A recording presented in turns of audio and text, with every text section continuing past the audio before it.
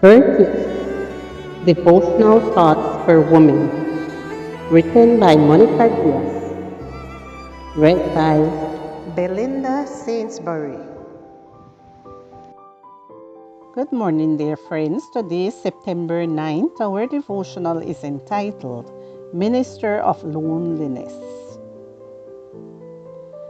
Loneliness is never more cruel than when it is felt in close propinquity with someone who has ceased to communicate. Germaine Greer.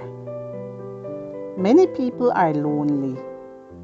They live alone and feel alone, even though you see them behaving so professionally in the office and smiling at church.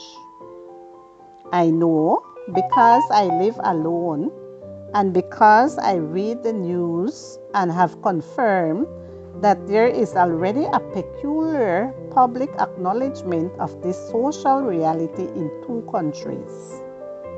In 2018, the United Kingdom created a government role against loneliness to combat this situation, which affects over 10 million Britons. In 2020, Japan named a minister against loneliness to put into practice measures that would help lonely people in their country, which foresees that by the year 2040, 40% of Japanese homes will be single-member households. You might be wondering why lonely people might have a different or special need than those who live with others don't. The truth is that among this social group, there is a higher suicide rate and depression is rampant.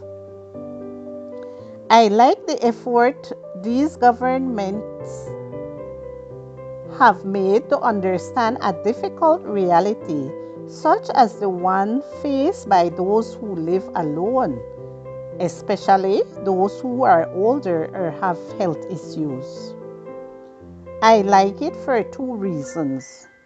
One, because there is little sensitivity toward it, which makes them feel even lonelier. And believe me, it's worse to feel lonely than to be alone. And two, because loneliness is viewed as a social stigma. Understanding the peculiarity of a lonely person is also a special sensibility. In Colossians 3:12 we read, "Put on God as God's chosen one, holy and beloved, heartfelt compassion." Heartfelt compassion. Such compassionate words. Can you imagine what would happen if each of us accepted them as a calling and decided to notice those who are lonely, physically or emotionally, to show them some affection?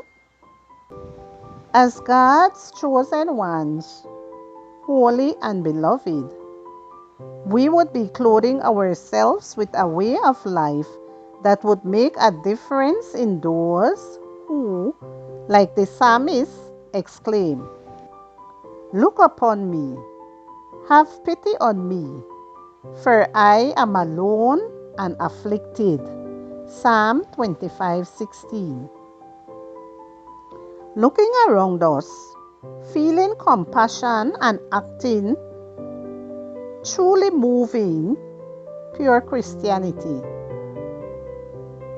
No doubt, a holy, virtuous way to live.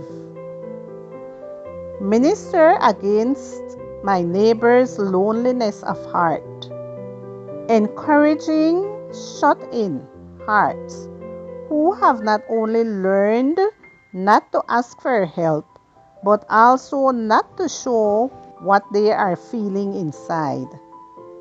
Don't you think that it is a calling full of meaning? Put on then, as God's chosen ones, Holy and beloved, heartfelt compassion. Colossians chapter 3 and verse 12.